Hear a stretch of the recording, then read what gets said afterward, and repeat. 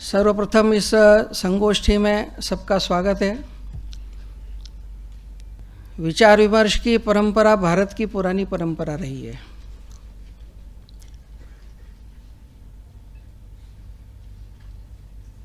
और ये परंपरा सतत विकसित होती रही है।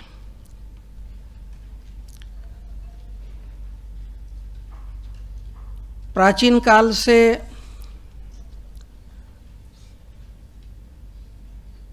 यहाँ किसी एक विचार का प्रतिपादन हुआ, उसकी उपयुक्तता अनुपयुक्तता को लेकर समय समय पर उसके सामने प्रश्न खड़े किए गए, उसके उत्तर देने का प्रयत्न हुआ। बहिर्जगत और अंतर्जगत का विश्लेषण किया गया। जो निष्कर्ष मिले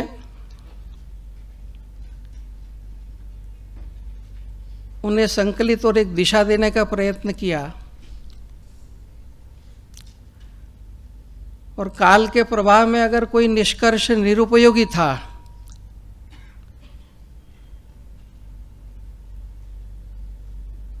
तो भारतीय मनुष्यों में इतना साहस था कि बिना लगाव के, बिना आंसू की एक बूंद बहाए उसको छोड़ भी दिया। और इस तरह एक दीर्घ काल के अंदर एक परंपरा का विकास हुआ।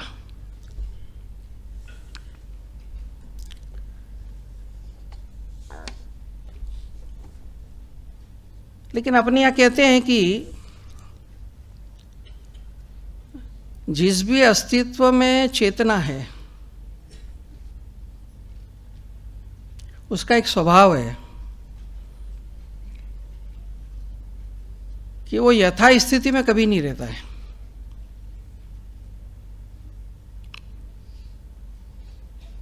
चेतना का स्वभाव ही है नित्य परिवर्तनशील।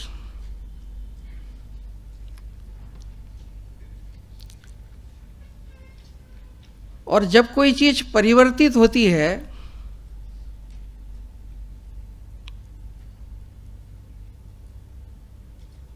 तो एक ही दिशा में नहीं होती है कि विकास है तो बस विकास की ओर ही जाएगी। तो हमारे यहां पर कहा गया कि ये जो यात्रा है ये साइकिल चलती है, चक्राकार।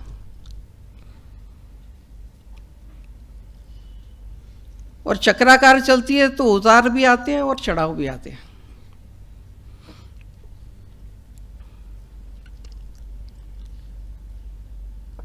और इस नाते से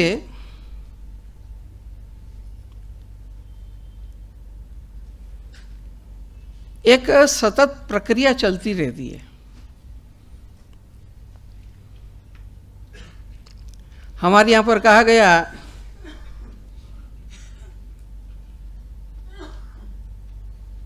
कि चाहे व्यक्ति हो, चाहे समाज हो, देश हो, वे सभी अपनी अपनी मनोवृत्तियों से गतिमान रहते हैं।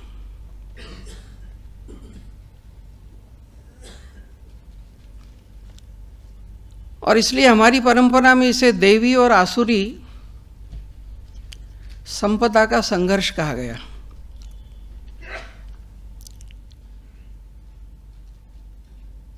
और इस प्रक्रिया में कभी दैवी संपदा प्रभावी होती है, कभी आसुरी संपदा प्रभावित होती है। आसुरी संपदा प्रभावी होती है तो दैवी संपदाएं अपने प्रभाव के लिए कुछ प्रक्रियाएं करती है।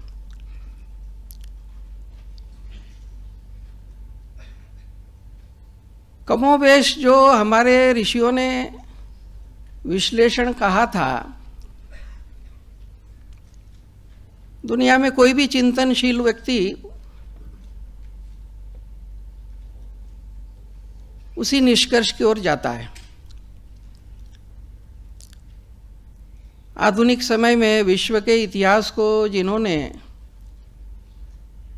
राजाओं और राजवंशों के इतिहास के रूप में नहीं देखा,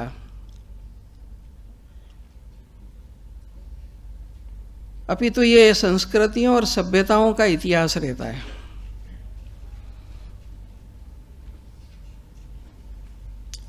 और इस दृष्टि से विश्व के घटनाक्रम को देखने वाले प्रसिद्ध चिंतक अर्नाल्ड टाइनबी,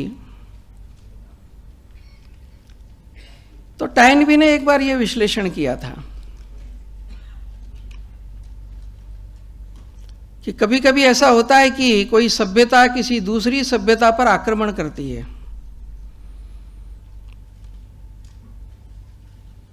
और उसको अपने प्रभाव में ले लेती है,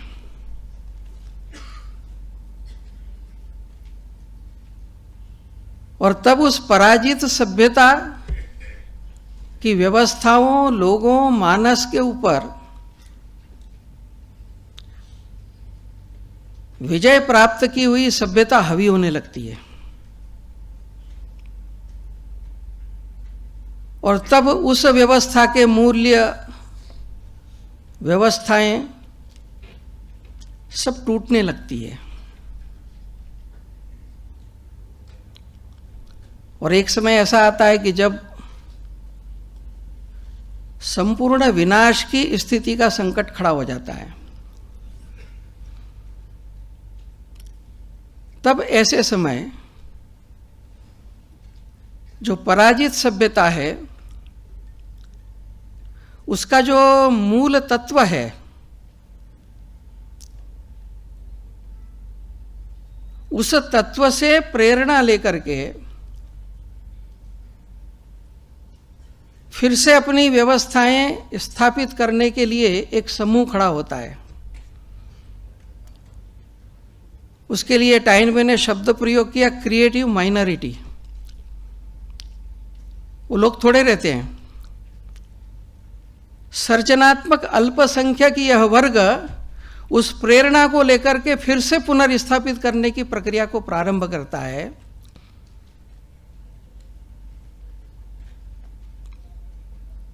और जब यह प्रक्रिया पूर्णता प्राप्त करती है, उसी को इतिहास के अंदर हम पुनरुत्थान कहते हैं। सभ्यता का पुनरुत्थान, संस्कृति का पुनरुत्थान।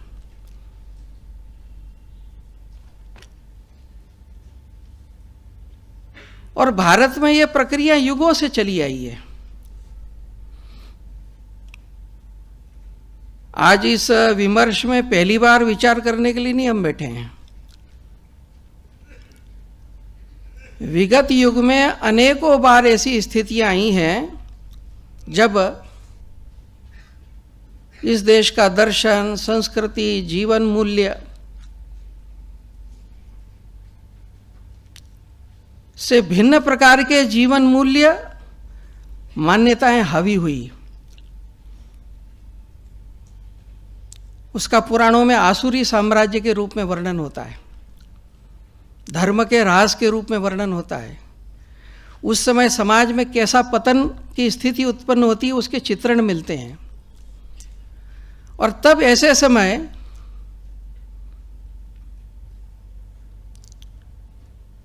नेतृत्व एक व्यक्तित्व रहता है, लेकिन एक मूवमेंट खड़ा होता है।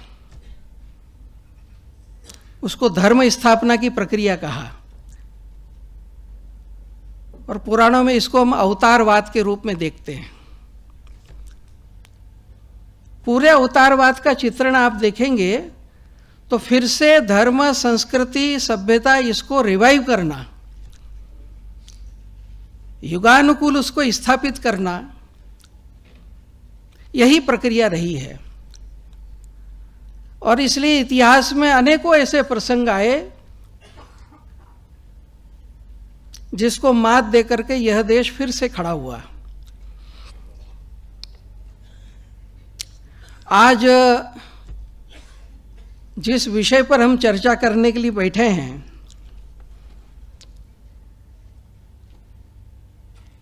वह भी उसी प्रकार का है। जब हम कहते हैं कि औपनिवेशिक मानसिकता से भारतीय मानस की मुक्ति करना है,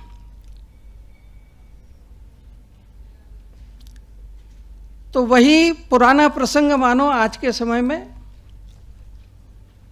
उसी की पुनरावृत्ति हो रही है।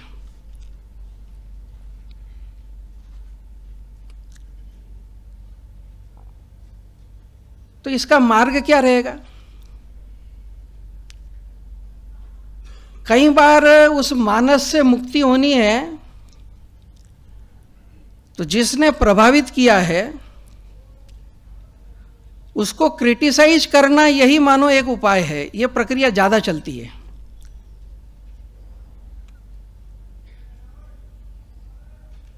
लेकिन इस रास्ते पर अगर चले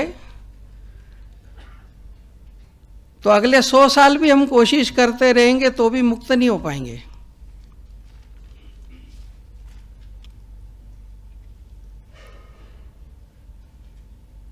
क्योंकि उसको समझना ये तो ठीक है, लेकिन मुक्ति का मार्ग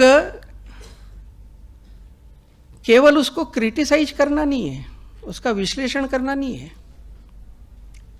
उसकी मर्यादा केवल समझने तक है।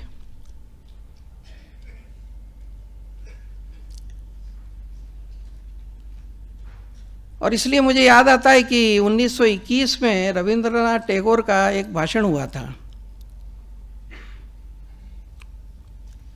उसमें यही विषय उन्होंने उठाया था।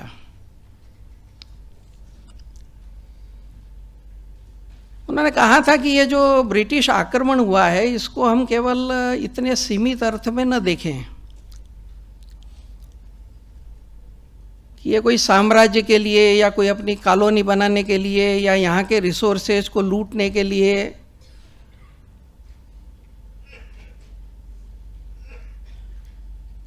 वो सब तो है, लेकिन इसका अर्थ इतना सीमित नहीं है। तो उन्होंने कहा कि ये जो आक्रमण है, ये आक्रमण एक सर्वंकष आक्रमण है।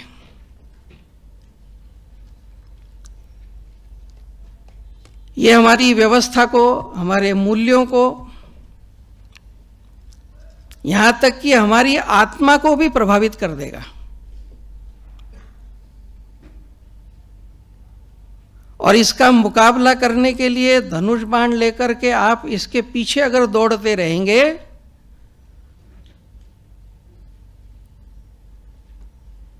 तो ये रूप बदल बदल कर आपको थका देगा, लेकिन आप जीत नहीं पाएंगे।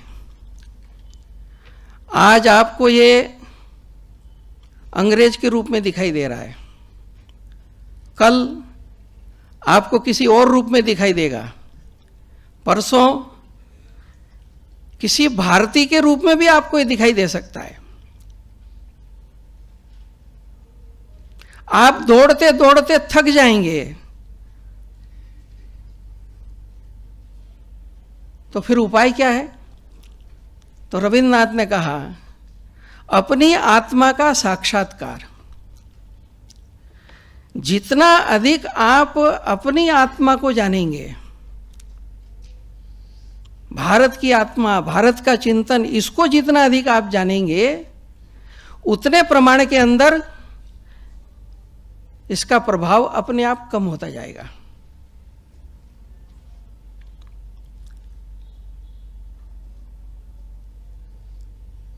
तो इस औपनिवेशिक मानसिकता से मुक्ति के मार्ग का विचार करते समय रविंद्रनाथ के इस विश्लेषण को भी स्मरण में रखना ठीक रहेगा। फिर दूसरी एक आधारभूत बात है कि इसकी प्रक्रिया क्या रहेगी।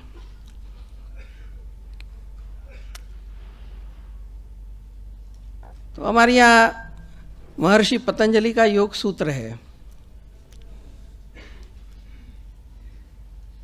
सामान्य लोग योग सूत्र को आसन, प्राणायाम, कुछ बातों तक सीमित मानते हैं।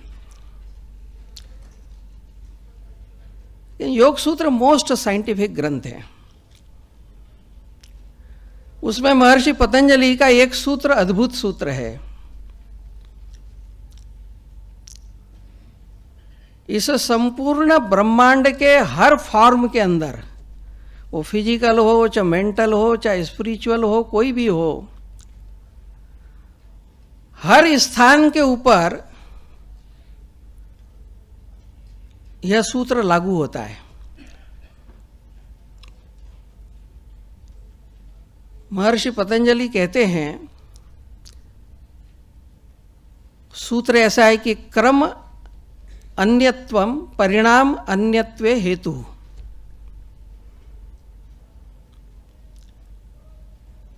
एक सीक्वेंस रहती है, एक क्रम रहता है। उस क्रम और सीक्वेंस के कारण से परिणाम घटित होता है।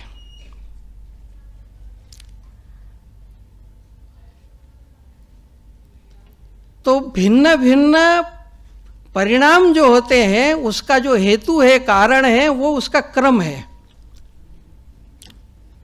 और मनुष्य परिणाम बदलना चाहता है। औपनिवेशिक मानसिकता है, इसको बदलना है, भारतीय मानसिकता लाना है। चर्चा तो हम कर रहे हैं, लेकिन औपनिवेशिक मानसिकता किस क्रम के कारण आई है और भारतीय मानसिकता किस क्रम से आएगी, उस क्रम के लिए चेष्टा नहीं करेंगे तो स्वप्न देखते रहें, परिणाम नहीं आएगा। पतंजलि के सूत्र को भौतिक शास्त्र में लागू करिए।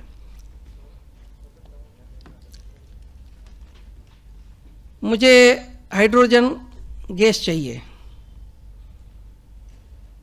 तो हाइड्रोजन जिस एटम से बना है, उस एटम की एक सीक्वेंस है कि उसमें एक प्रोटॉन और एक इलेक्ट्रॉन है। तो ऐसे एटम जिनका क्रम एक प्रोटॉन है, एक इलेक्ट्रॉन है, तो वो हाइड्रोजन है। अब मेरी इच्छा है कि मुझे इसको सोने में बदलना है, तो मेरी इच्छा से तो नहीं बदलेगा, मुझे इस एटम की सीक्वेंस बदलना पड़ेगी और मुझे एक की जगह 79 प्रोटॉन करना पड़ेंगे, 79 इलेक्ट्रॉन करना पड़ेंगे। वो मैं करूंगा, वो सोना हो जाएगा। उसमें मैं एक और बढ़ा देता हूं, 80 कर देता हूं, तो मरक्यूरी हो जाएगा। यह विषय भौतिक जगत में लागू होता है, वैचारिक जगत में लागू होता है, भावनात्मक जगत में लागू होता है। हर जगह सीक्वेंस को बदलना, ये आधारभूत दो चार बातों के आधार पर आज के विषय से संदर्भित कुछ बातें रखने का मैं आपके सामने प्रयत्न करूंगा।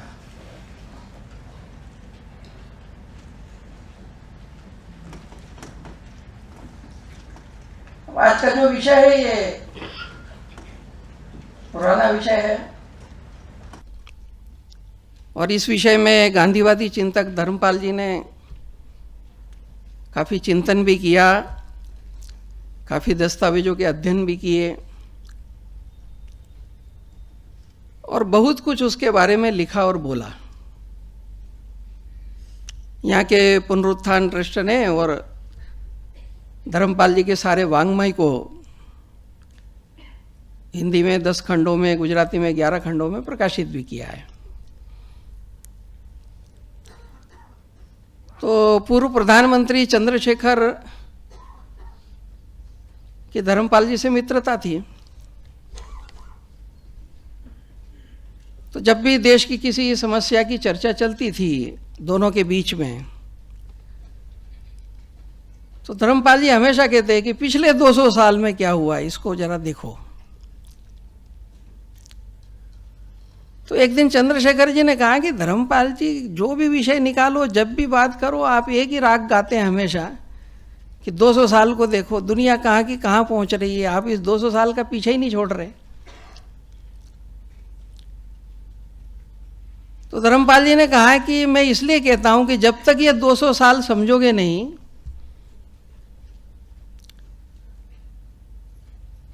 तब तक आप उपाय भी नहीं निकाल पाएंगे। अब ये 200 साल समझना है यानी क्या है, तो ठीक है, सामान्यतः ब्रिटिश साम्राज्य रहा यहाँ पर, लेकिन थोड़ा और आगे जाएंगे तो ये 200 साल भी अगर समझना है तो हमको 2000 साल समझना पड़ेगा।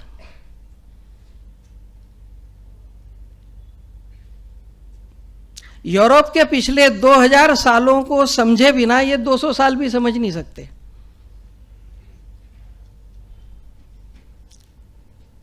और इस नाते से ये जो सारा औपनिवेशिक प्रवाह चला विश्व के अंदर, उसके दो भाग हैं। एक उसका दार्शनिक और मनोवैज्ञानिक पहलू है,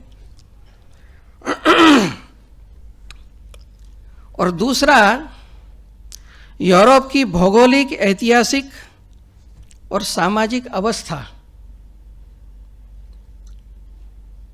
ये दोनों के सम्मिश्रण में इसके बीज निहित है।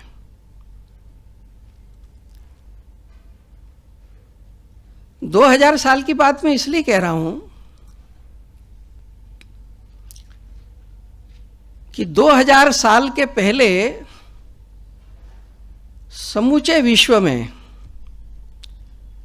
चाहे पूर्व हो, चाहे पश्चिम हो, चाहे उत्तर हो, चाहे दक्षिण हो, ऑस्ट्रेलिया से लेकर के आज के अफ्रीका तक, और चीन से लेकर के अमेरिका तक, हर तरफ दार्शनिक अवधारणाओं के एक ही प्रकार थे। वो ईश्वर के संबंधी धारणा हो, प्रकृति के संबंधी धारणा हो, पुनर्जन्म संबंधी धारणा हो, मानवीय संबंधों की धारणा हो, वह उसी प्रकार की धारणाएं थी जिस तरह की धारणा भारतीय तत्वज्ञान ने बताई है।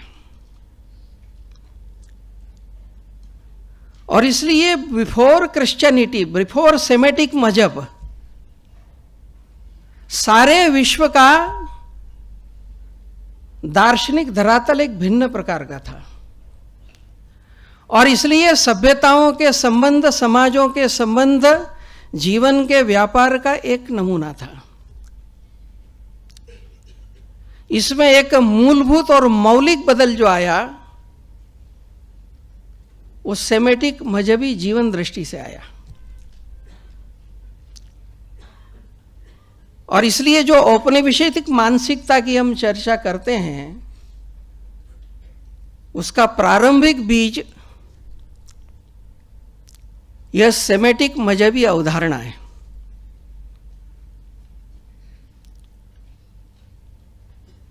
और उसी अधिष्ठान के ऊपर आने वाले समय के अंदर मजहबी, साम्राज्यवादी और पिछले 200-300 सालों के अंदर भिन्न भिन्न प्रकार की राजनीतिक और आर्थिक विचारधाराएं आज तक जो विकसित हुई हैं, उन सब के मूल और बेस के बीज वहीं पर है। और इस नाते से उसको एक संक्षेप में स्मरण में रखना चाहिए।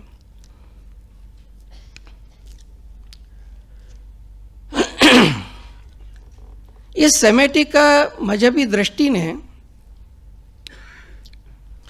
एक मौलिक बात दुनिया में लाई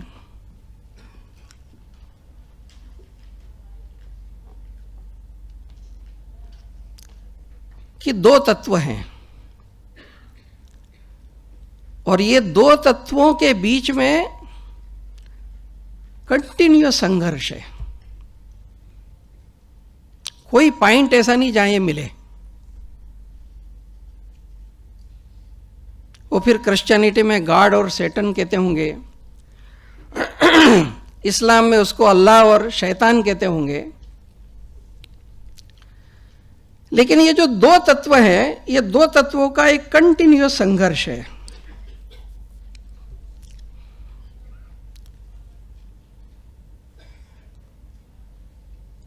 और इस संघर्ष का एक दूसरा परिणाम हुआ कि मैं सत्य हूं और दूसरा गलत है। और दूसरा जो गलत है उसको ठीक करने के दो उपाय हैं। एक, या तो उसका विनाश कर दो या उसको अपने जैसा ढाल लो।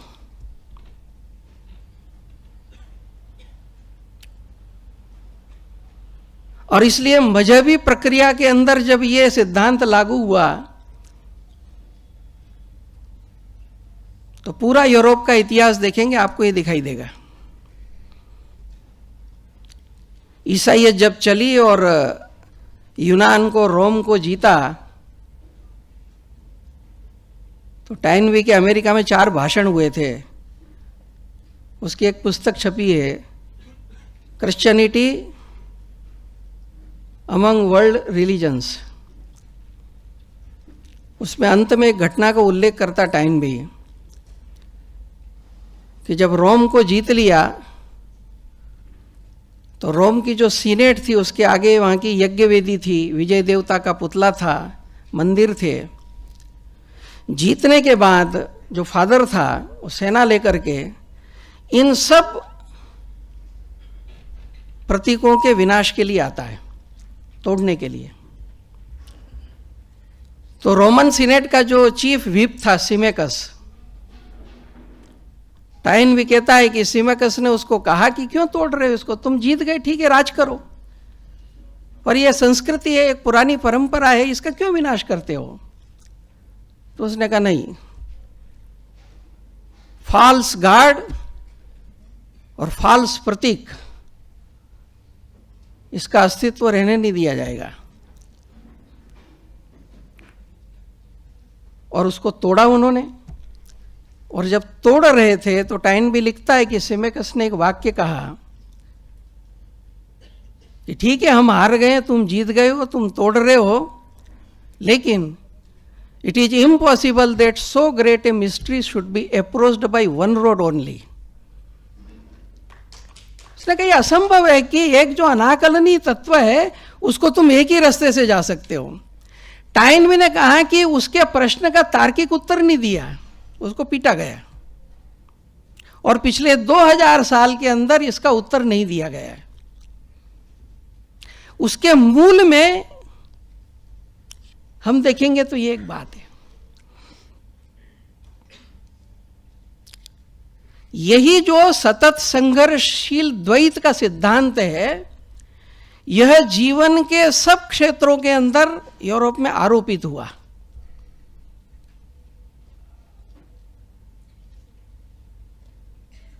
मजहब के क्षेत्र में विश्वासी और विश्वास न रखने वालों में विभाजन हुआ। जॉन लॉक ने इसको राजनीति में लागू किया, मार्क्स ने इसको समाजशास्त्र में लागू किया, haves and haves not. Darwin ने इसको जीव शास्त्र में लागू किया, एक दुर्बल है, एक सबल है, दुर्बल का विनाश और सबल का स्थायित्व, तो यही विकास की यात्रा है। एडम स्मिथ ने इसको अर्थशास्त्र में लागू किया। और इसलिए जो सारे बेसिक प्रिंसिपल्स हैं उस प्रिंसिपल के रूट काज में, और ये एक जीवन दृष्टि है। एक दूसरी बात जो सेमेटिक मजहबों में आई वह ये आई कि ये संपूर्ण विश्व जो है ये हमारे उपभोग के लिए है। इसके पहले मदर अर्थ का कॉन्सेप्ट था,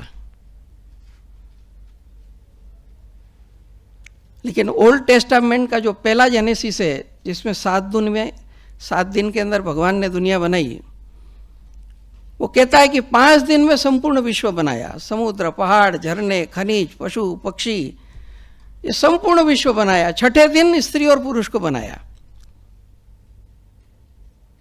वो आदम और हव्वा और स्वर्ग के फल की कहानी दूसरी कहानी, पहली कहानी 7 दिन की है। उसमें 6ठे दिन दोनों को एक साथ बनाया और बना करके फिर भगवान ने उसको कहा कि ये जो सुंदर दुनिया मैंने बनाई है वो तेरे भोग के लिए है। और इसलिए संपूर्ण विश्व यह हमारे उपभोग के लिए है, और इस एक अवधारणा के ऊपर आगे चल करके आर्थिक, राजनीतिक, साम्राज्य विचार पनपे। एक तीसरी बात आई कि पुरुष में ही केवल आत्मा होती है, बाकी किसी में आत्मा नहीं है। इसलिए स्त्री, प्रकृति, सबके प्रति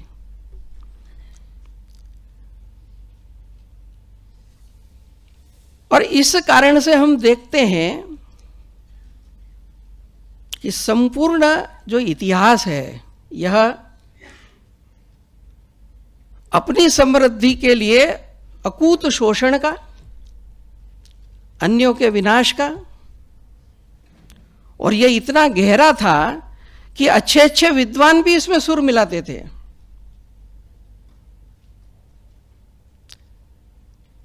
जब अमेरिका और इसके अंदर वहाँ के मूल निवासियों को बिल्कुल पशुओं की तरह काटा जा रहा था, तो राजनीति शास्त्र का बड़ा चिंतक कहते हैं हाफ्स को, तो हाफ्स कहता था कि विकास में ये जरूरी है, ये बोने, ये अनपढ़, क्रूर, इनका विनाश ये विकास के लिए आवश्यक है।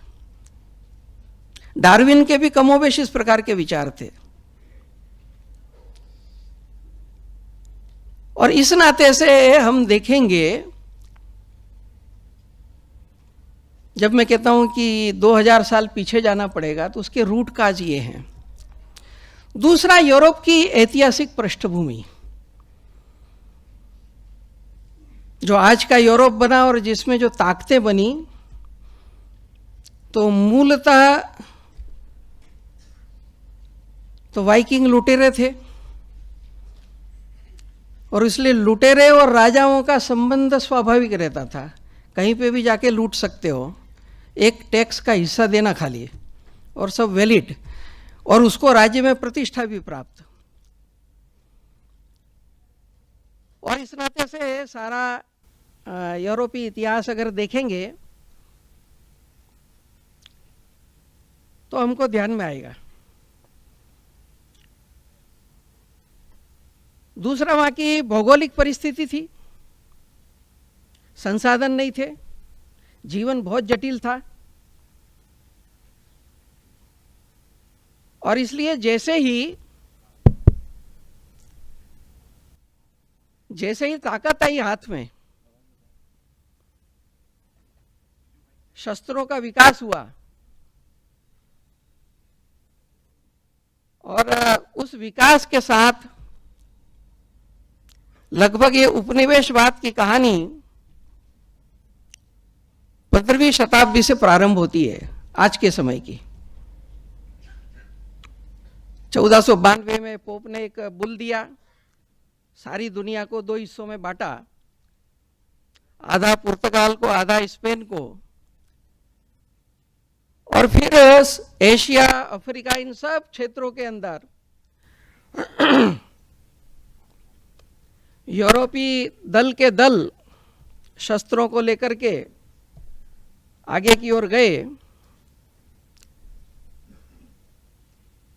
और उस संपूर्ण इतिहास को हम जानते हैं। ये चालू है क्या है? आ रहा है? अच्छा। और इस नाते से इस परिप्रेक्ष्य के अंदर जहां जहां यूरोप का प्रभाव हुआ, तो संपूर्ण विश्व में जो उपनिवेश बने उसमें 2 प्रकार आपको दिखाई देंगे। एक, कई देश ऐसे थे जहां के जन समाज को जड़मूल से समाप्त कर दिया। ऑस्ट्रेलिया है, अमेरिका है, कितने ही ऐसे देश हैं जहां सब कुछ समाप्त कर दिया, और वहां पर यूरोपीय लोग बस गए, और आज उनको हम विकसित देश कहते हैं। एक कहानी ये है। और धीरे धीरे दुनिया विकसित होती है, तो अब ये बर्बर तरीके चल नहीं सकते। या कोई देश बड़ा है, जनसंख्या बड़ी है, परंपरा महान है, जैसा भारत में था, तो वहां जितना तोड़ सकते हैं, जितना मरोड़ सकते हैं, उस तरह का प्रयत्न हुआ।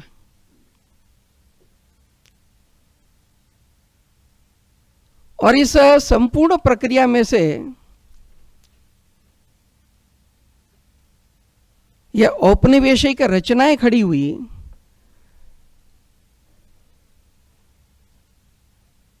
और मूलतः उनकी जो दार्शनिक और राजनीतिक, आर्थिक, मनोवैज्ञानिक अवधारणाएं जो थी, उससे जन्य जो विचार और जीवन मूल्य थे, उससे एक प्रकार की मानसिकता विकसित हुई। स्वाभाविक रूप से ये जो सारा का सारा इतिहास है,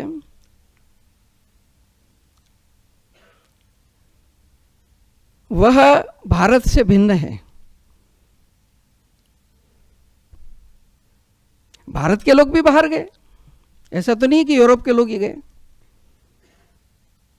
भारत की तो चर्चा हम आजकल करते हैं क्योंकि परिस्थिति ऐसी है। बाकी हमारे सारे वैदिक वांग्मय में है, और ब्रह्मांड और पृथ्वी से नीचे तो हमारा ऋषि उतरता ही नहीं है। कोई भी विषय लो आप, वो संपूर्ण ब्रह्मांड की, चराचर सृष्टि की बात करेगा, और भौगोलिक रूप से करेगा तो पृथ्वी से नीचे प्रश्न ही नहीं है कोई। और इस नाते से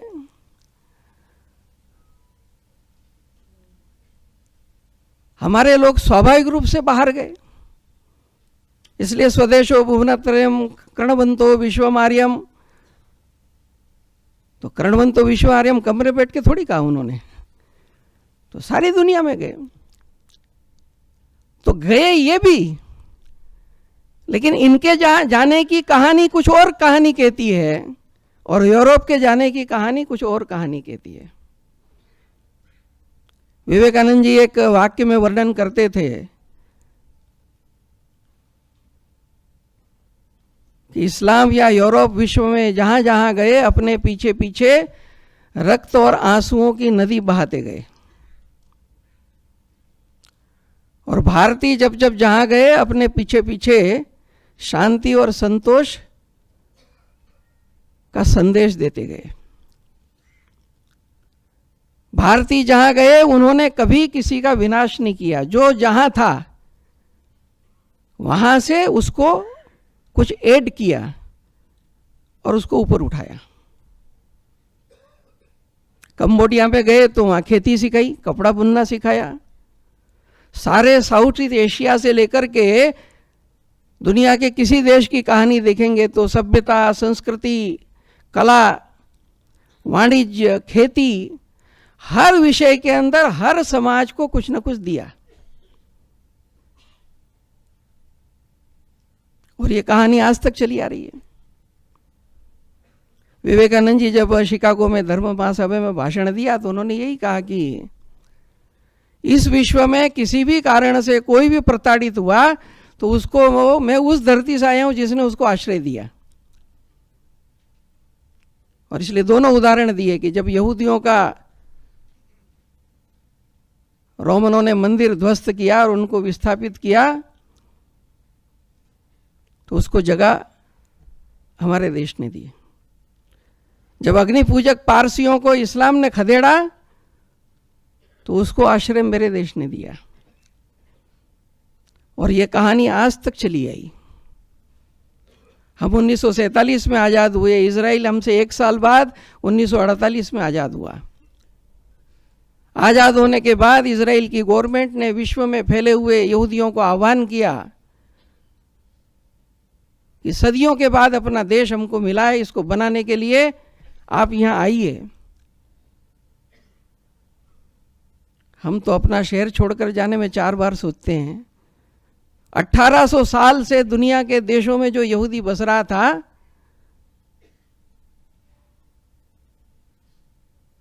उन सब देशों से आया, भारत से भी गया। भारत से जो यहूदी गए थे उनके बारे में जानकारी देने वाली एक इजरायली काउंसिलेट ने पुस्तक निकाली थी, इंडियन ज्यू। उसकी प्रीफेस में वो लिखता है कि देश आज़ाद होने के बाद हमने आह्वान किया कि अपने देश को बनाने के लिए आओ,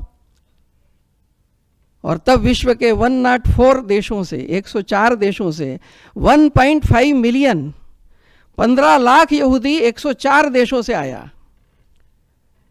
और इन 104 देशों से आए हुए यहूदी की एक ही कहानी थी कि पिछली सदियों में हम जहाँ रहे वहाँ हमें सताया गया, हमें प्रताड़ित किया गया, हमारा जेनोसाइड हुआ। और फिर एक वाक्य लिखता है, ओनली वन एक्सेप्शन, इंडिया। केवल एकमात्र अपवाद भारत है जहां इस दीर्घ काल के अंदर उसको प्रताड़ित नहीं किया गया। ऐसा क्यों? उसके बीज यहाँ की दार्शनिक अवधारणाएं, यहाँ का मनोविज्ञान, उसके आधार पर विकसित मूल्य और व्यवस्थाएं हैं। और इस नाते से जब ये औपनिवेशिक मानसिकता से मुक्ति की दिशा में बढ़ने की बात है, तब इस भारतीयता की आत्मा को समझना और उसकी अभिव्यक्ति की प्रक्रिया को गति देना, यही एक मार्ग है। लेकिन ये करते समय 2-3 सावधानी की आवश्यकता है।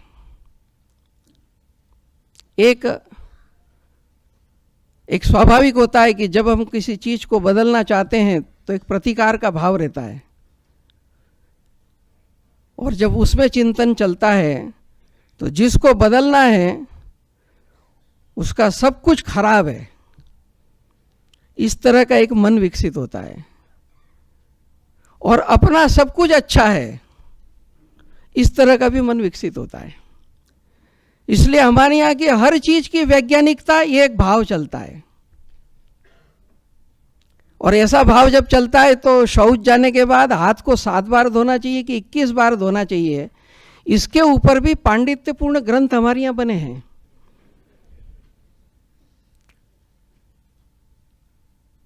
तो एक बात हमेशा याद रखना पड़ेगी कि काल का प्रवाह कभी भी लौटकर पीछे नहीं आता है।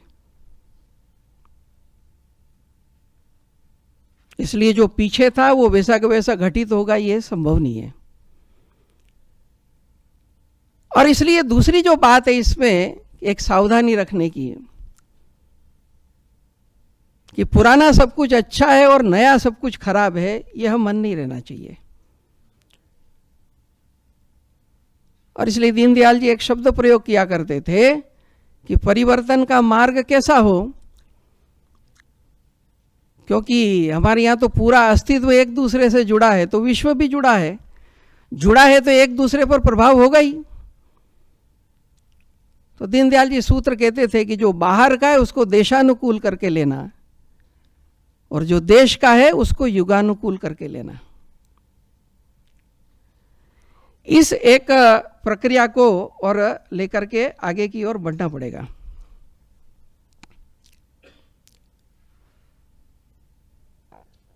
अब स्वाभाविक रूप से धीरे धीरे हुआ है कि इस देश में दीर्घकाल तक औपनिवेशिक राज्य और उनकी दार्शनिक, मनोवैज्ञानिक, वैचारिक धारणा जीवन के सभी क्षेत्रों में जो प्रभावी हुई, उसके विरुद्ध भारतीय आत्मा की साक्षात्कार की दिशा में अपने देश के अंदर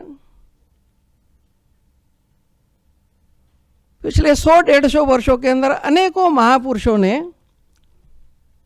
और इस प्रक्रिया को प्रारंभ किया।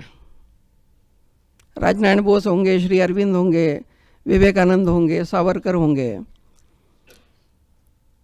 तिलक होंगे, लाला लाजपत राय होंगे, लाला हरदयाल होंगे। तो विज्ञान से लेकर के, समाजशास्त्र से लेकर के हर क्षेत्र के अंदर राष्ट्रीय स्वयंसेवक संघ का काम, वो भी एक उस परंपरा के अंदर, उस प्रक्रिया में आगे बढ़ा।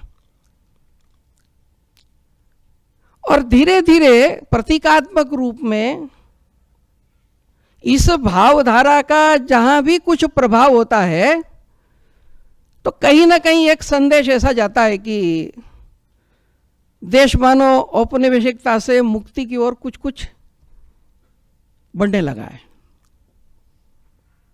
और कई बार इस बदल को हम समझे ना समझे, बाहर वाले ज़्यादा समझते हैं। यानी राजनीतिक विश्लेषण के नाते नहीं, लेकिन 2014 में जब लोकसभा चुनाव हुए और बीजेपी पूर्ण बहुमत से जीती, तो 17 तारीख को लगभग पूरे परिणाम क्लियर हो गए, चुनाव आयोग की अधिसूचना जारी हो गई।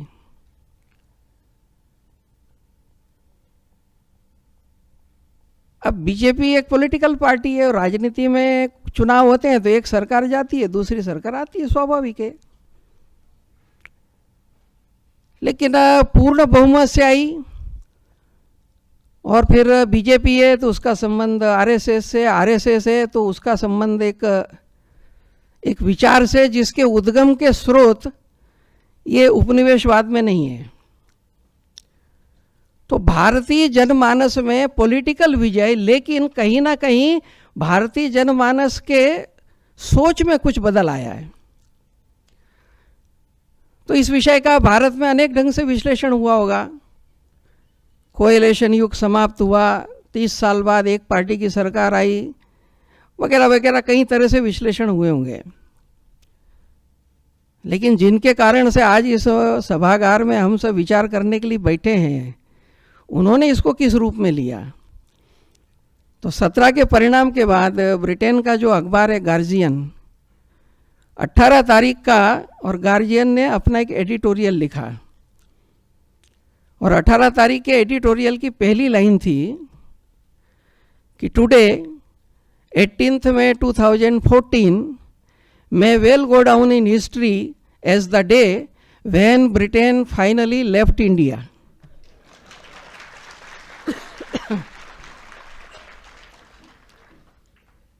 अब ब्रिटेन का लेफ्ट होना इतना सरल नहीं है, लेकिन उनको ऐसा लगा कि ये घटना क्या है, और फिर आगे उसका वो एलोबरेट करता है उसको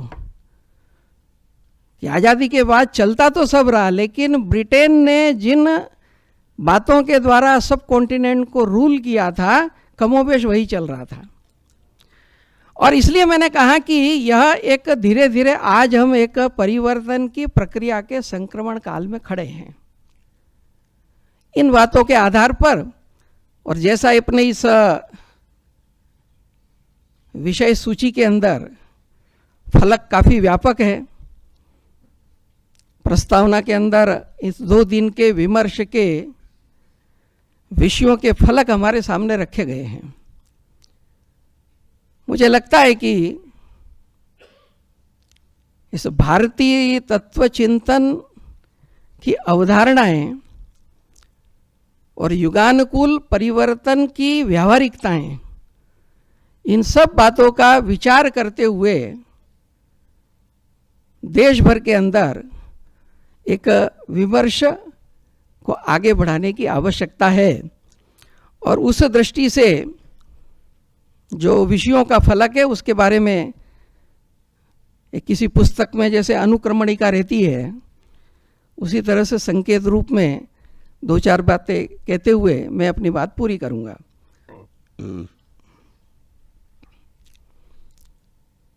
एक पहला विषय समाज का है। भारतीय आधार पर समाजशास्त्रीय अध्ययन कुल मिलाकर जो एक आधारभूत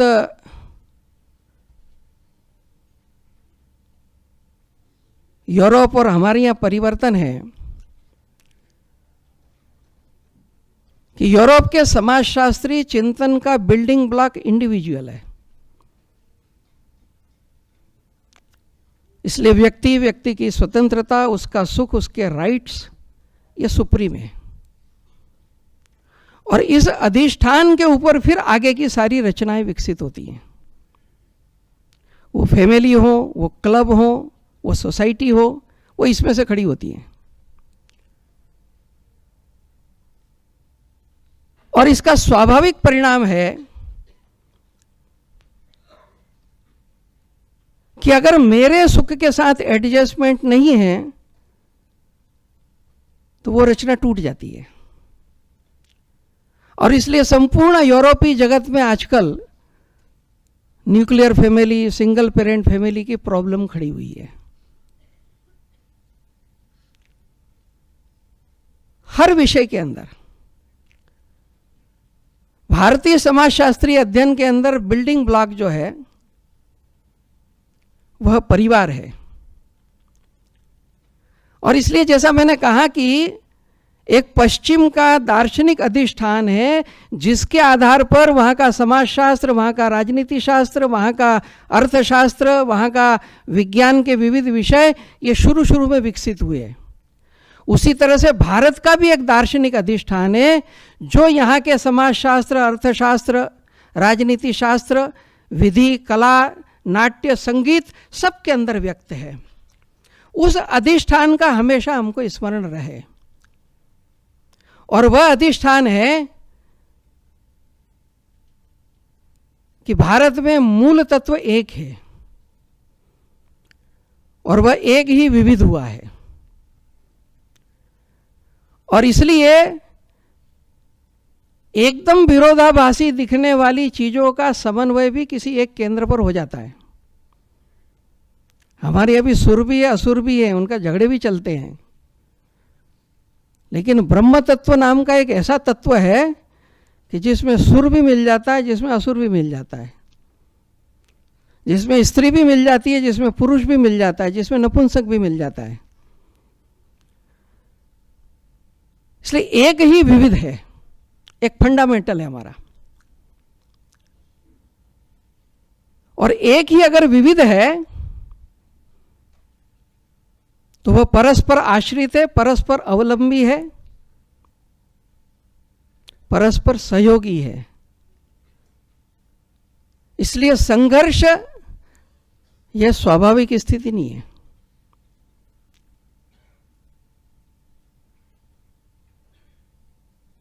और ये अगर होना है तो इसका अधिष्ठान पारिवारिकता है। इसलिए भारत के अंदर सारी रचनाओं का बिल्डिंग ब्लॉक ये परिवार है, पारिवारिक अवधारणा।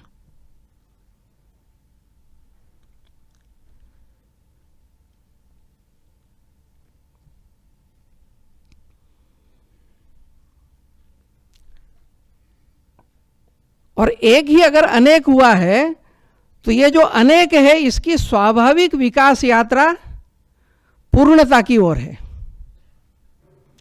और पूर्णता की ओर अगर है तो एक जीवन में पूरा नहीं होगा, तो पुनर्जन्म का सिद्धांत है।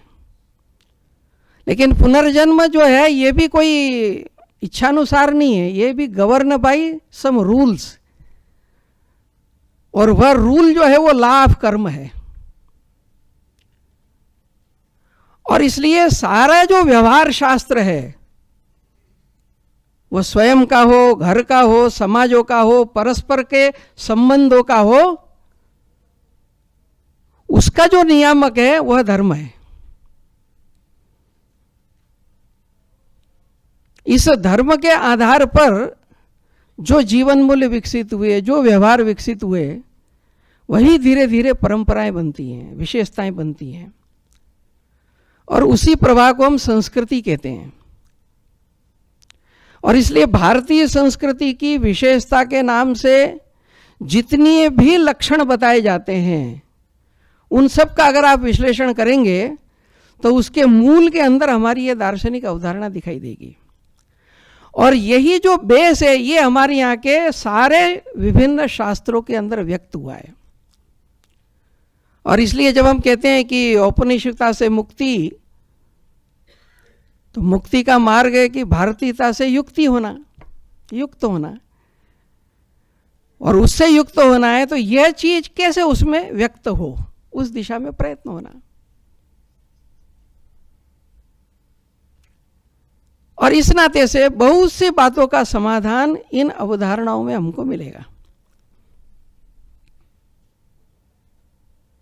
इसलिए हमारे कहा गया कि जो एक विकसित हुआ तो पहले परिवार संस्था आई, फिर यज्ञ संस्था आई, जब कई परिवार मिले, फिर ग्राम संस्था आई, सभा बनी, फिर समिति संस्था आई, फिर राज्य बने, और फिर कुल मिलाकर संपूर्ण पृथ्वी ये एक परिवार। हमारे एक सोशल थिंकिंग का एक क्रम विकास है ये।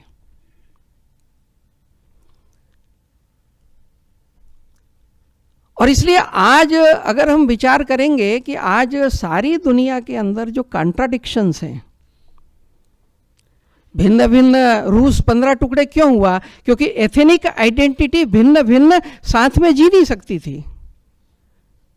पोलैंड कई टुकड़ों में क्यों बटा? चेकोस्लोवाकिया कई टुकड़ों में क्यों बटा? क्योंकि वो जो एथनिक आइडेंटिटी अलग अलग थी। एथनिक आइडेंटिटी अलग होना यानी एक दूसरे का विरोध, एक दूसरे संघर्ष, एक दूसरे साथ नहीं रह सकते। भारत में लोगों को विचित्रता लगती है कि इतनी आइडेंटिटी अलग अलग है फिर भी चल रहा है। उसके मूल के अंदर यह सिद्धांत है। और इस नाते से चाहे विश्व की समस्या हो, चाहे भारत की समस्या हो, भारत में भी आजकल आइडेंटिटी का संघर्ष चलता रहता है। पाटीदारों की आइडेंटिटी, मराठाओं की आइडेंटिटी, लिंगायतों की आइडेंटिटी, दलितों की आइडेंटिटी, हर एक अपने अपने आइडेंटिटी के लिए आंदोलन कर रहा है। जनजातियों में भी आंदोलन चल रहा है, गोंड की, भील की।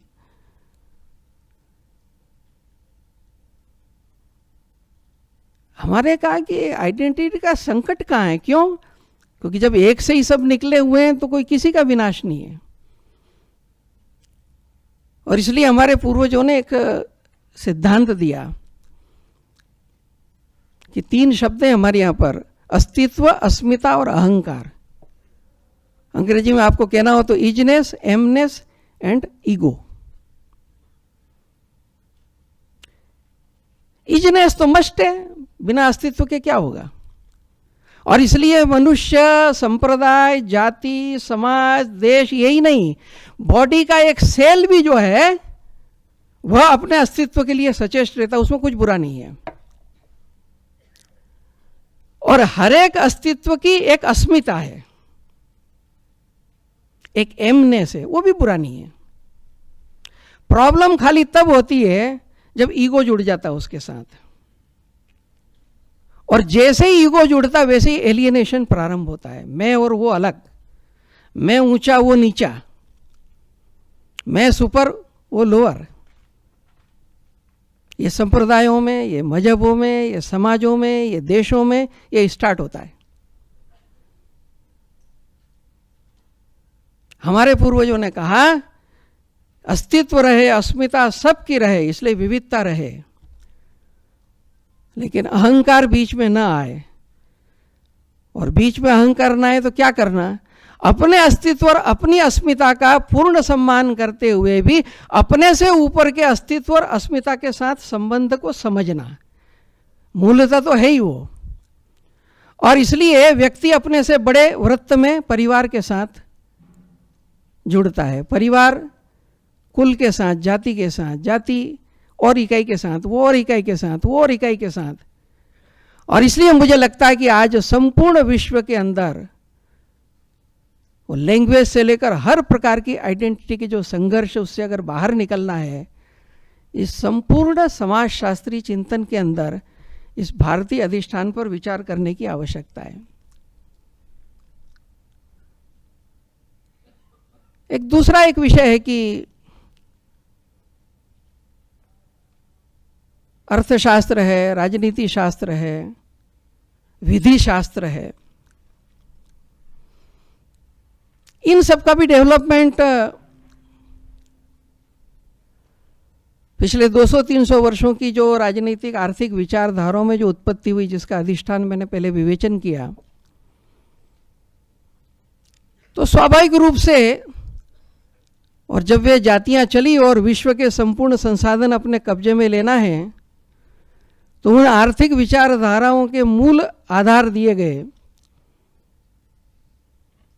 और इसलिए पुराने आर्थिक चिंतक यूरोप में कहते थे कि अगले 100 साल के लिए अगर गरीबी के सुरंग से, टनल से बाहर निकलना है तो लोभ और लालच को ही अपना भगवान मान लो।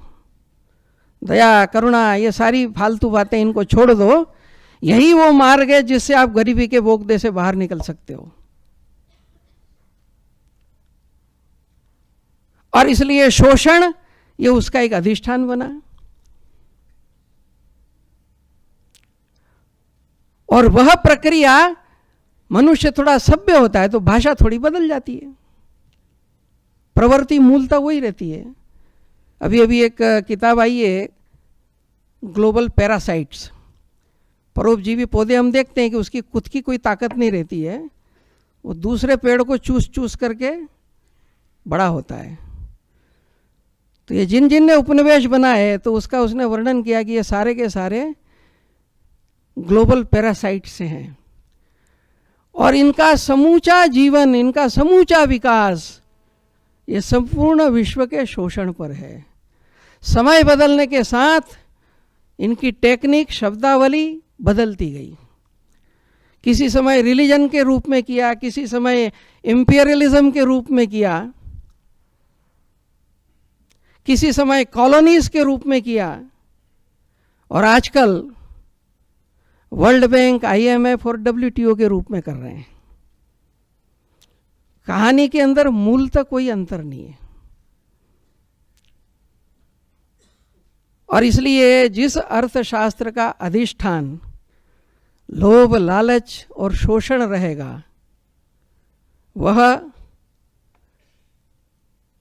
समाजों का, विश्व के संसाधनों का बेतहासा शोषण इसी के ऊपर अधिष्ठात रहेगा। और इसलिए विकास के जितने मॉडल हुए वो सब फेल हुए। यूरोप में भी जो ठीक ढंग से सोचने वाले लोग थे महसूस करने लगे, और इसलिए 96 की जो ह्यूमन डेवलपमेंट की इंडेक्स रिपोर्ट आई तो उसने जो शब्द प्रयोग किया कि पिछले इतने समय में जो विकास हुआ है वो विकास कैसा है, तो 5 शब्दों का प्रयोग किया कि ये डेवलपमेंट कैसा है। तो बोले जॉबलेस, वॉइसलेस, मर्सीलेस, रूटलेस और फ्यूचरलेस। यही चलता रहा तो अगले 100 साल के बाद इस ग्रह का अस्तित्व रहेगा कि नहीं रहेगा, ये कई साइंटिस्ट आज प्रश्न उठा रहे हैं।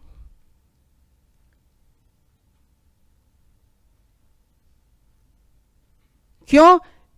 मूलतः अगर संपूर्ण अस्तित्व एक है तो वहाँ शोषण नहीं रहेगा, वहाँ की इकोनॉमी एक अलग ढंग से चलेगी। और इसलिए भारतीय परंपरा में आप अगर देखेंगे तो एक अलग प्रकार दिखाई देगा। वो पहले अपने यहाँ कहते थे कि आदमी दूध देने के लिए आता था, तो आपने 1 किलो दूध मांगा तो 1 किलो दूध देने के बाद फिर थोड़ा ऊपर से डालता था। क्यों? गलती से आपको कम न मिल जाए। दुकानदार के यहाँ सामान लेने जाते थे, तौल के देता था, फिर थोड़ा अनाज ऊपर से डालता था। क्यों? आपको कम न मिल जाए। आजकल तो मशीन ही ऐसी बनती है कि कम कैसे किया जाए, वैल्यूज बदलते हैं। कर्नाटक में भिखारी को भी आप कुछ देंगे, उसकी थाली में डाला तो फिर उसमें कुछ निकाल के आपको देगा। क्यों? आप पूरे खाली नहीं हो जाना चाहिए। छोटी मोटी जो पुरानी सारी बातें हैं उसका बारीकी से अगर हम अध्ययन करेंगे, वो सुबह की सुबह रिक्शे वाले लाइन से लगे हों, एक के बाद एक का नंबर लग रहा है, और 20वां नंबर जिसका वो आके दोपहर को आके बोलता है कि भैया सुबह से बोनी नहीं हुई है, एक भी ग्राहक नहीं मिला है, तो बाकी 19 अपना हक छोड़ के उसको दे देंगे, क्योंकि भाई हर एक का हक है। तो पूरा का पूरा अगर हम देखेंगे कि कहावतें हैं, बिहेवियर है, बाकी है, तो प्रभावित करता है। और इसलिए जब हम कहते हैं कि भाई भारतीय मानस, भारतीय तत्व चिंतन, वो समाजशास्त्र में कैसे व्यक्त होगा, अर्थशास्त्र में कैसे व्यक्त होगा? लॉ का सिस्टम आजकल हमारा पूरा ब्रिटेन का चला हुआ है। रूल ऑफ लॉ शब्द बहुत चलता है आजकल। अब इंग्लैंड में 1000 साल पहले जब नॉर्मन लोग आए, नॉर्मन लोगों ने इंग्लैंड पे कब्जा किया और बस पक्के बस गए वहाँ पे, वही इंग्लैंड आज का है। जब बसे तो ये जो जिन्होंने कब्जा किया ये थोड़े लोग थे, मूल निवासी ज़्यादा थे, तो सारे जंगल जमीन सब पे कब्जा करना था उनको, तो उन्होंने लॉ बनाए और जिस लॉ के द्वारा सारी जमीन, सारे जंगल, सारे मिनरल, सारा रिसोर्सेज उनका हो गया। ये जो लॉ बने इसका नाम है रूल ऑफ लॉ। ये चल रहा है अभी भी। फिर जितनी अपनी अदालत की न्याय व्यवस्था है उसके अंदर दो ही चीज सबसे महत्वपूर्ण है, आर्ग्यूमेंट एंड एविडेंस। सही गलत का कोई संबंध नहीं है। तुम बढ़िया आर्गुमेंट दे दो, अच्छा वकील खड़ा कर लो, अच्छे एविडेंस खड़े कर लो, 10 पाप करके मुक्त, और नहीं कर पाए तो भले आदमी निर्दोष हो तो भी अंदर जाओ।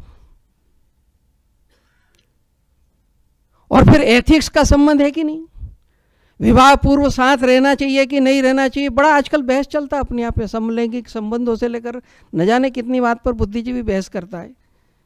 इलाहाबाद हाईकोर्ट में केस चला, हाईकोर्ट ने जजमेंट दिया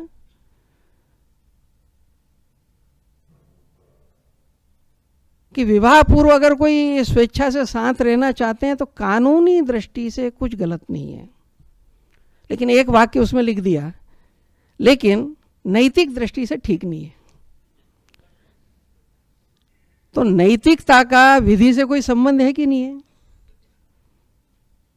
नैतिकता का अर्थशास्त्र से कोई संबंध है कि नहीं है? नैतिकता का समाजशास्त्र से कोई संबंध है कि नहीं है?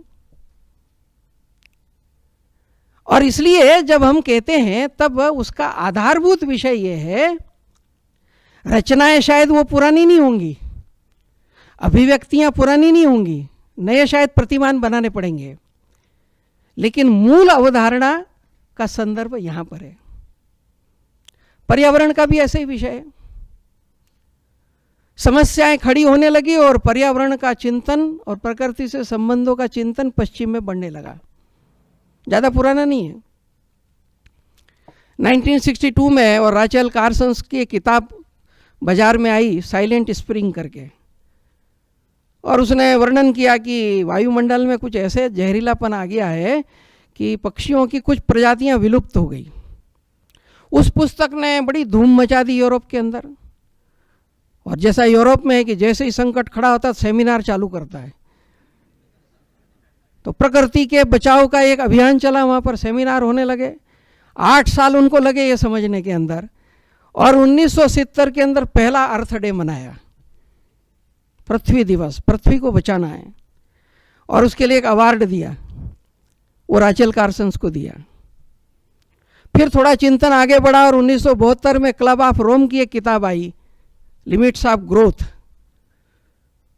ग्रोथ, विकास होना है, लेकिन उसकी लिमिट क्या रहना चाहिए, और इसके लिए जिस तरह का बेतहाशा संसाधनों का शोषण हो रहा है, उसके कारण जो बेरोजगारी बढ़ रही है, विषमता बढ़ रही है, गरीब अमीर की खाई बढ़ रही है, उसके कारण लोभ लालच और अनेक प्रकार की समस्याएं खड़ी हो रही है, तो इसका मार्ग क्या है? तो इसके लिए फिर विश्व सम्मेलन होने लगे। 1972 में स्टॉकहोम में पहला सम्मेलन हुआ, वर्ल्ड समिट, और फिर उन समिटों की परंपराएं चल पड़ी। रियो डी जेनेरियो में बड़ा प्रसिद्ध हुआ, सब लोग मिले, 127 देशों ने दस्तखत किए, ग्लोबल पीस, सस्टेनेबल डेवलपमेंट और प्रोटेक्शन ऑफ एनवायरनमेंट, ये हमारा लक्ष्य है, हमारा देश इसके लिए समर्पित रहेगा। और 127 देश इतने समर्पित हुए कि ग्लोबल पीस की जगह आजकल ग्लोबल टेररिज्म है, सस्टेनेबल डेवलपमेंट की जगह रिसेशन है, और प्रोटेक्शन ऑफ एनवायरनमेंट की जगह ग्लोबल वार्मिंग की चर्चाएं हैं।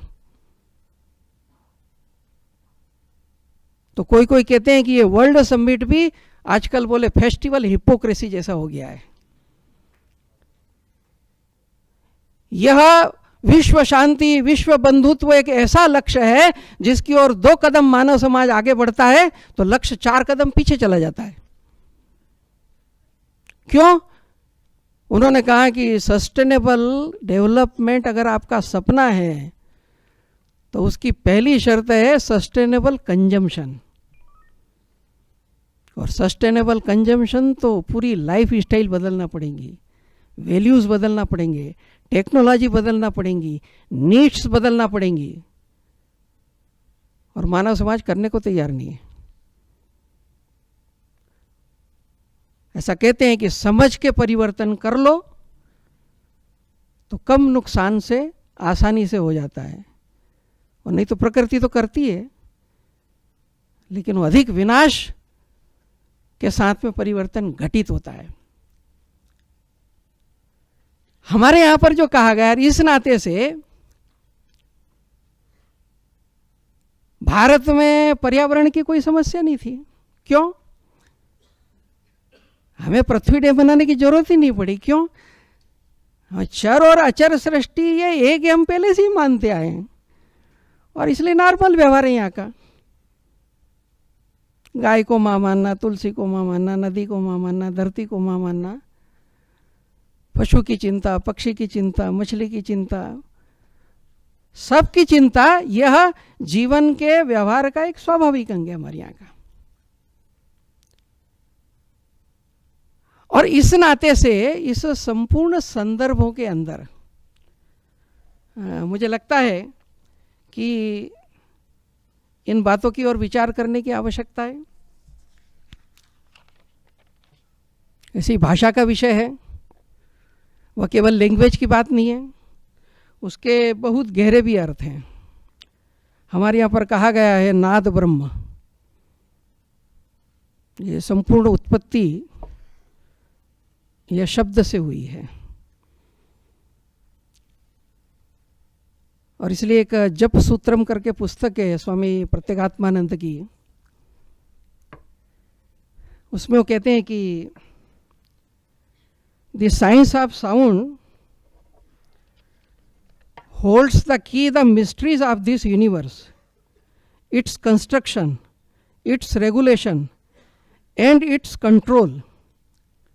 और ये होता कैसे है? तो कहते हैं कि the phenomenal universe is caused by potential converting itself into kinetic.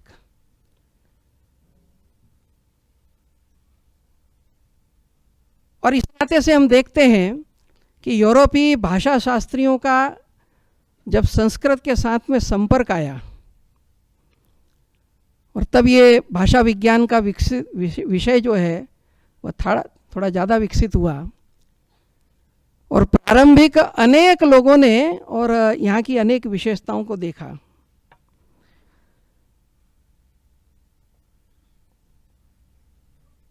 एक रॉबिन्स नाम का जो भाषा वैज्ञानिक था, वैज्ञानिक आधार पर जिसने भाषा विज्ञान का कहा, उसने कहा कि यास्क का जो निरुक्त है वो भाषा का के वैज्ञानिक अध्ययन की एक आधारशिला है। ब्लूमफील्ड जिसने वैदिक कंकॉर्डेंस लिखा, उसने कहा कि भाई पाणिनि जो है यह मानव मेधा का एक अतुलनीय प्रमाण है। और हमारे यहाँ भर्तृहरि का वाक्पदी है, तो जो प्रसिद्ध नाम चामस्की नाम का जो एक भाषा विज्ञानी हुआ, और जिसने बच्चे के अंदर जो सहज भाषा संबंधी एक, जिसको हम कहें कि स्वभावतः उसको जो जानकारी होती है, तो उसको बहुत अधिक स्पष्ट रूप में भर्तृहरि अपने वाक्पदी में उसके अनेकों वर्ष पूर्व कहते हैं कि इति कर्तव्यता लोके सर्वा शब्द व्यपाश्रया याम पूर्वहित संस्कारो बालोपी प्रतिपद्यते। तो कहते हैं कि विश्व का जो समस्त कार्य व्यापार है वह शब्द के आश्रित है, और इस तथ्य को संस्कार और परंपरा और अभ्यास के कारण बालक भी जान लेता है। और भर्तृहरि कहता है कि शब्द करने की भावना अगर मूल में विद्यमान न हो तो न प्राण गतिशील होगा, न वायु गतिशील होगी, और न वो विभिन्न कर्णों से आघात करके शब्द रूप में बाहर उच्चरित होगी। और इस नाते से संपूर्ण विश्व का जो कार्य व्यापार है वह शब्द पर आश्रित है। और इन शब्दों के द्वारा जो अर्थ, जो भाव व्यक्त हुए, वह कुल मिलाकर जो मैंने कहा कि एक परावस्था के अंदर हमारे पूर्वजों ने जो अनुभव किया था, उस दृष्टि से और यह संभव हुआ। और उस नाते से यह संपूर्ण और भाषा का विचार करते समय ये जो कुछ वैशिष्ट्य थे हमारे यहाँ के, पिट्समैन ने भी जब शार्टेन डेवलप किया, और शार्टेन डेवलप करते समय जब ध्वनि को और शब्दों में लिखना, और इसके लिए उसकी फोनोग्राफी जब पुस्तक आई, तो उसने भी ये कहा कि ये संस्कृत की प्रेरणा से मैं इसको ये कर रहा हूँ। और उस नाते से एक पूरा का पूरा जो शब्द शास्त्र है, वह जो फोनेटिक्स है, जिसमें से फिर भिन्न भिन्न प्रकार की और भाषाएं विकसित होती है। और इसलिए संस्कृत यहाँ की थी कि बाहर की, बहुत लोगों ने बहुत विश्लेषण किए, लेकिन एक मार्क्सवादी चिंतक थे डॉक्टर रामविलास शर्मा, जीवन भर मार्क्सवादी रहे, लेकिन जीवन के अंत में वो वेदों के बड़े प्रकांड अध्ययन करने वाले हुए और उनके विचार सारे बदल गए। अपने देश में कुछ अभी तक ऐसा है कि हर आदमी समझदार बनता है, लेकिन बुढ़ापे में बनता है। समय ऐसा आना चाहिए कि थोड़ा कम उम्र में बातों को समझ ले। और रामविलास शर्मा जी ने एक ही प्रमाण दिया, खाली उन्होंने एक ही बात कही कि जो भाषा विज्ञानी जानते होंगे कि अपनी यहाँ 2 प्रकार के जो उच्चारण होते हैं, एक सघोष और एक महाप्राण। लेकिन कुछ शब्द ऐसे हैं जो सघोष महाप्राण है, घ। अब ये घ जो ये फोनेटिक्स है, ये सघोष महाप्राण है। रामविलास शर्मा ने कहा संपूर्ण विश्व की जितनी भी प्राचीन अर्वाचीन जितनी भी भाषाएं बोलियां हैं, उनके फोनेटिक्स के अंदर या तो महाप्राण मिलेगा या सघोष। सघोष महाप्राण मिश्रित ये केवल संस्कृत में है। और संस्कृत अगर बाहर से आई होती तो बाहर कहीं मिलना चाहिए वो, इसका मतलब मूल यहीं से है। तो धीरे धीरे अनेकों विषय ऐसे हैं कि कुल मिलाकर के जितना अधिक हम और इसकी वैज्ञानिकता, इसकी प्रतिपादन की क्षमता, इसके शब्दों की से जो अर्थ अभिव्यक्त हो उसकी व्यापकता, जितना अधिक यह विषय आगे बढ़ेगा उतनी मात्रा के अंदर और धीरे धीरे विभिन्न भाषाओं के मध्य में एकता के सूत्र को कहीं ना कहीं और खोजने के अंदर उसकी प्रक्रिया को आगे बढ़ाने में सुविधा मिलेगी। और इन सब का विचार करते समय और कुल मिलाकर जो अंतिम विषय है जिस पर काफ़ी चर्चाएं होने वाली है, और वह शिक्षा। और इस दृष्टि से मैं समझता हूँ कि आने वाले उसके अंदर इसके सारे विषय है ही। और इसलिए आखिर शिक्षा के अंदर परिवर्तन, तो जो मैंने अभी तक प्रतिपादन किया उसी को अलग अलग स्तरों पर भिन्न भिन्न विषयों के अंदर कैसे अभिव्यक्त करना, उसकी प्रक्रिया यही एक सारा का सारा शिक्षा के अंदर विचार करने का विषय है। लेकिन यह करते समय जैसा मैंने प्रारंभ में कहा था कि हम दोनों अतियों पे न जाते हुए मध्यम मार्ग अपनाते हुए आगे की ओर विचार करें, क्योंकि निरक्षीर विवेक करना आवश्यक रहेगा। हमारे यहाँ कहते हैं कि जीवात्मा घूमता रहता है, वो एक रहता है, लेकिन देह बदलती जाती है।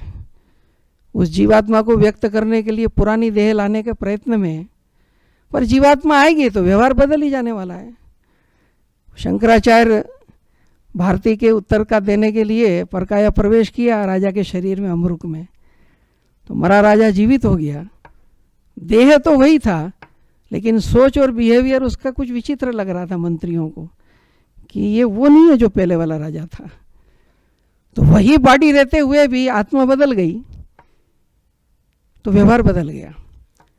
और इसलिए बॉडी पे ज़्यादा चर्चा न करते हुए ये जो जीवात्मा ये कैसे सब जगह व्यक्त हो, इस पर देखना। और बहुत बातें ऐसी हैं कि जो कमियां, उसका भी विचार करना। एक हमारा स्वभाव है कि केंद्रीकरण यानी यूरोप और विकेंद्रीकरण यानी भारत। लेकिन विकेंद्रीकरण की एक विशेषता है, ठीक है अपनी जगह, उसमें कोई दो मत नहीं है। लेकिन केंद्रीकरण की उपेक्षा के भी भयानक परिणाम है।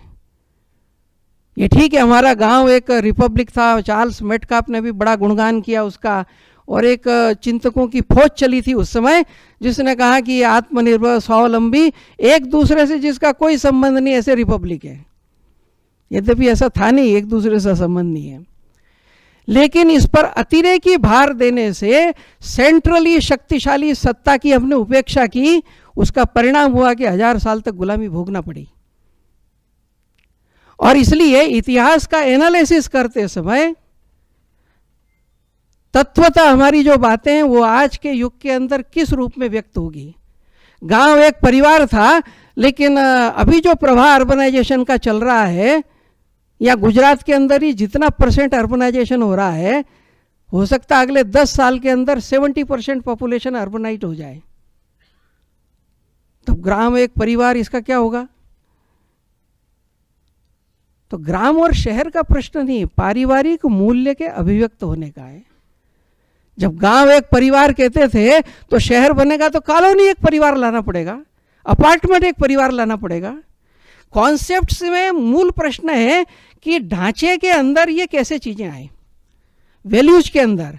और इस नाते मुझे लगता है कि औपनिवेशिक मानसिकता से अगर मुक्ति होनी है तो राजनीति, समाजनीति, फिलॉसफी, विधि, इन सब के अंदर सोचना पड़ेगा।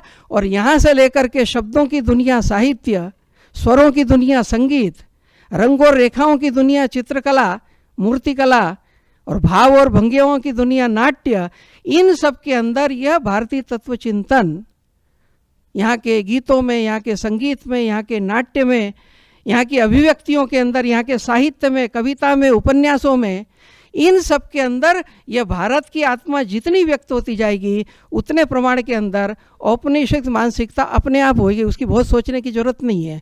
डॉक्टर हेडगेवार ने कभी अंग्रेजों की चर्चा नहीं की ज़्यादा, उनने थोड़ा समझने के लिए कह दिया और बाकी कहा कि ये उपाय ये करो, इसको बढ़ाओ। कुल मिलाकर इस भारत को समझकर इसका जितना व्यवहारिक प्रयोग बढ़ेगा, औपनिवेशिकता उतनी अपने आप विलुप्त होगी।